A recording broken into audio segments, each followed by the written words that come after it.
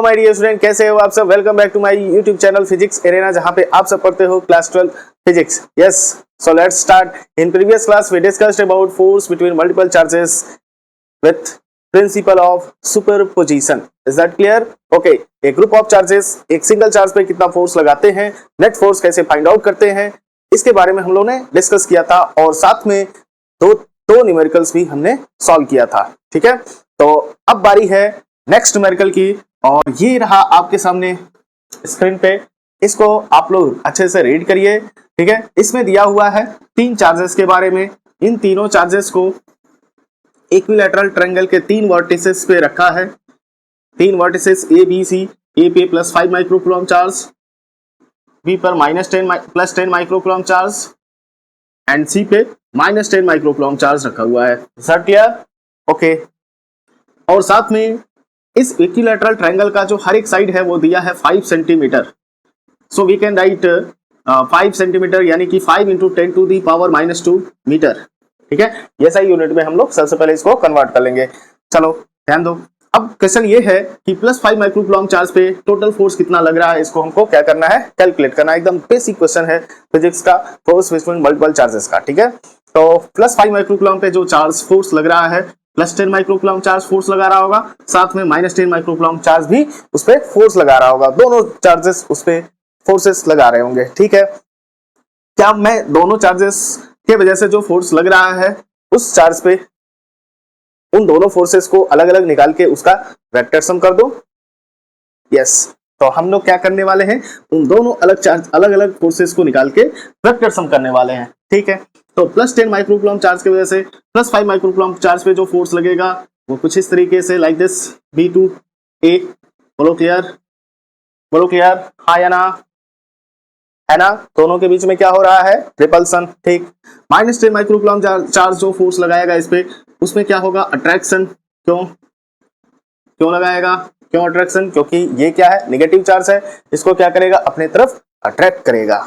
सब clear? Okay, now इन दोनों फोर्सेस का हमको क्या करना होगा, वेक्टर सम। लेकिन सबसे पहले हम लोग क्या करेंगे, इन F1 F2 के जो मैग्नीट्यूड्स हैं उनको तो फाइंड कर लें।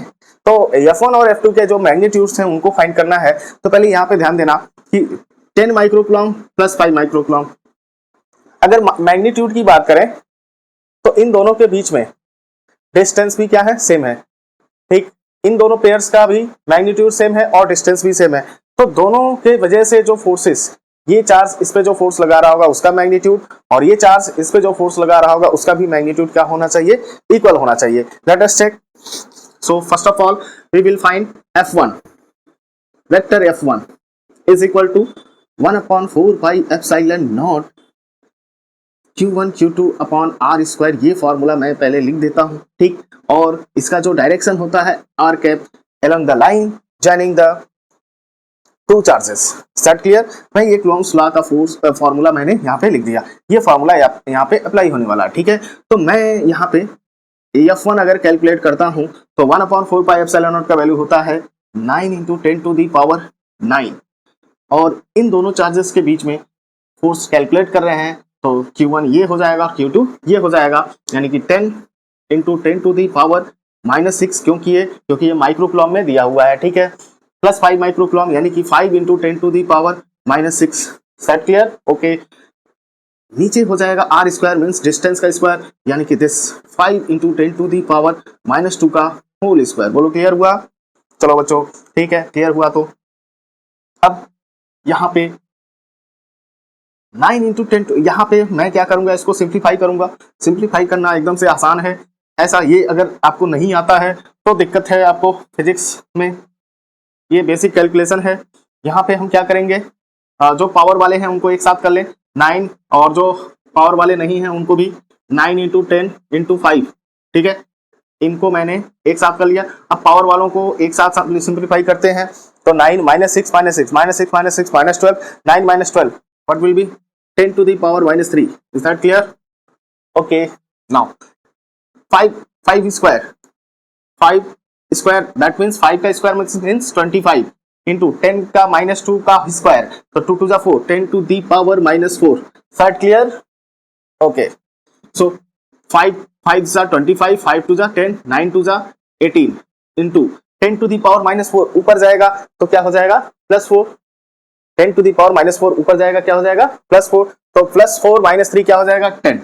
बोलो क्लियर? तो ये आएगा 180 न्यूटन, 180 न्यूटन along BA। बोलो क्लियर हुआ? चलो ये हो गया vector F1। Similarly we can say vector F2 is equal to भी कितना होगा 180 न्यूटन along AC। बोलो क्लियर? यस और नो? यस। ओके, अब बारी आती है इन दोनों फोर्सेस को क्या करना होगा हमको, vector sum according to principle of superposition. Is that clear? ये क्वेश्चन करने के बाद से पिछला जो 2 क्वेश्चन किए थे हम लोग वो तो, और ये 3 क्वेश्चन, आपका सारा डाउट प्रिंसिपल ऑफ सुपरपोजिशन होता क्या है एक्चुअल में, सारा डाउट क्लियर हो जाएगा। फोर्स बिटवीन मल्टीपल चार्जेस कैसे कैलकुलेट करते हैं सब, ठीक है। तो यहाँ पे हम क्या करेंगे वेक्टर सम, तो वेक्टर सम करने के लिए यहाँ पे हम लोग यूज करेंगे class 11th vector addition, law of triangle और law of parallelogram. Is that clear? तो लॉ ऑफ पैरेललोग्राम ये कहता है कि अगर 2 वेक्टर्स हैं, दोनों वेक्टर्स को पैरेललोग्राम के 2 एडजेसेंट साइड से हम रिप्रेजेंट कर देते हैं तो उनका जो रिजल्टेंट होता है उसके डायगोनल से जाता है, डायगोनल वाली जो लाइन होती है वो उनके रिजल्टेंट को रिप्रेजेंट करता है। सो यहाँ पे F1 और F2 का जो मैग्नीट्यूड होगा, सो सबसे पहले मैं क्या करूं, इनके बीच का एंगल फाइंड कर लूं। इनके बीच का एंगल कितना होगा 120 डिग्री। क्यों? क्योंकि ये 60 डिग्री इक्विलैटरल ट्रायंगल है अकॉर्डिंग टू क्वेश्चन, ठीक है, इक्विलैटरल ट्रायंगल है। तो अब यहाँ पे वारी आती है इन दोनों का रिजल्टेंट कैसे फाइंड करते हैं, तो याद करो formula R is equal to square root A² plus B² plus 2AB cos theta. बोलो क्लियर? बोलो यस और नो? यस। सो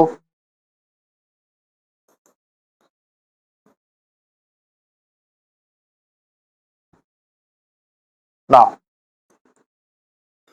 इन दोनों वेक्टर्स के बीच का एंगल 120 डिग्री है, तो इनका जो रिजल्टेंट होगा देयरफॉर रिजल्टेंट और कह सकते हैं net force on charge on +5 microcoulomb charge will be F is equal to square root F1² plus F2² plus 2 F1 F2 cos 120 degree. बोलो clear? Yes. So we can write F1 since दोनों का magnitude क्या है equal है, सो हम दोनों के case में हम क्या लिख सकते हैं F, ठीक है, F' लिख देते हैं। तो F' प्लस यहाँ पे F1 F2 दोनों बराबर हैं तो F' यहाँ पे भी हो जाएगा। बोलो क्लियर? cos 120 का वैल्यू -1/2, ठीक है। चलो ध्यान देना, अब यहाँ पे 2 से 2 कट जाएगा और ये मिल जाएगा 2F' माइनस F' माइनस हो जाएगा, ठीक है। तो ये हो जाएगा स्क्वायर रूट F' स्क्वायर, ठीक है। तो ये यहाँ पे हो जाएगा केवल F' यानी कि 120 न्यूटन। बोलो क्लियर? यानी कि net force on charge +5 microcoulomb F is equal to हो जाएगा 180 न्यूटन। अब इस बात आता है इसका डायरेक्शन कैसे निकालेंगे, डायरेक्शन भी तो होगा ना, वेक्टर क्वांटिटी है तो डायरेक्शन कैसे निकलेगा। तो यहाँ पे हम ये देख रहे हैं दोनों का मैग्नीट्यूड क्या है इक्वल है, यानी कि जो रिजल्टेंट फोर्स होगा वो इस एंगल का क्या होगा, इस एंगल के एंगल बाइसेक्टर, ठीक है, एंगल बाइसेक्टर के अलोंग होगा। Set clear? एंगल बाइसेक्टर के अलोंग यानी कि 60 डिग्री, यहां से F2 से या F1 से कितना एंगल बनाएगा 60 डिग्री, ठीक है।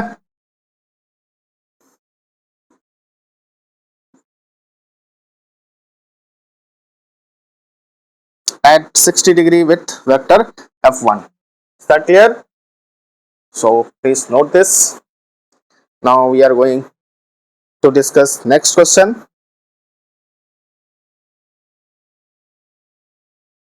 Okay.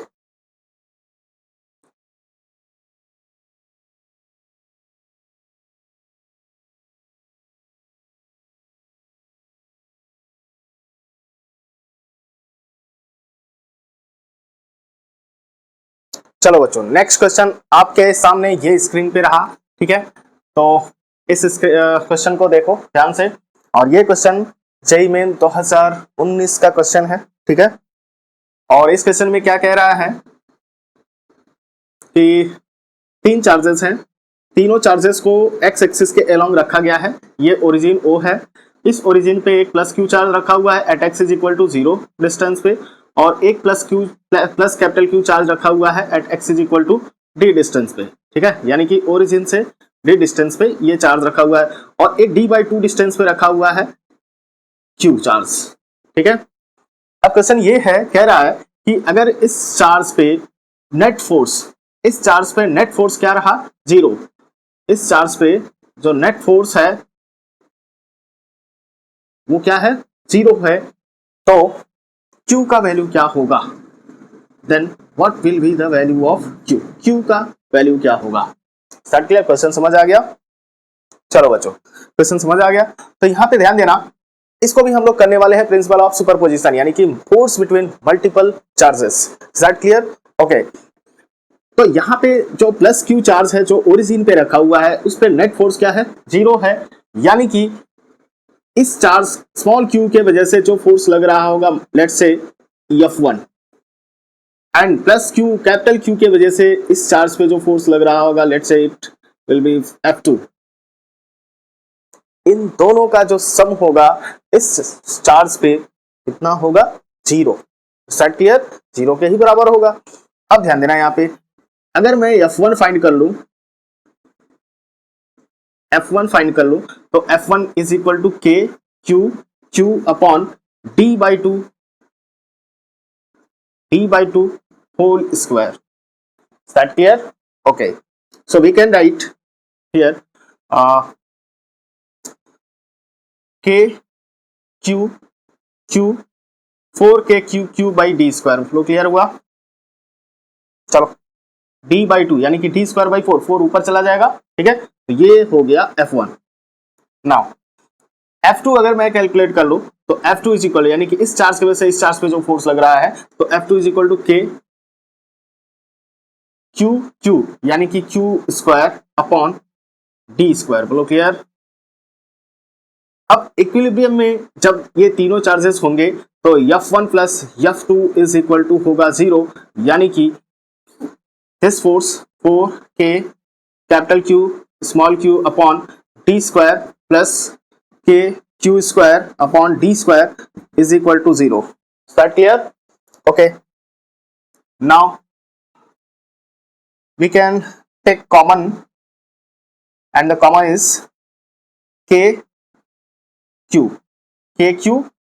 is the common in both terms, so we can take this common, and also d square, so we can write in bracket 4q बचा, प्लस यहां पे क्या बचा, कैपिटल Q। बोलो क्लियर।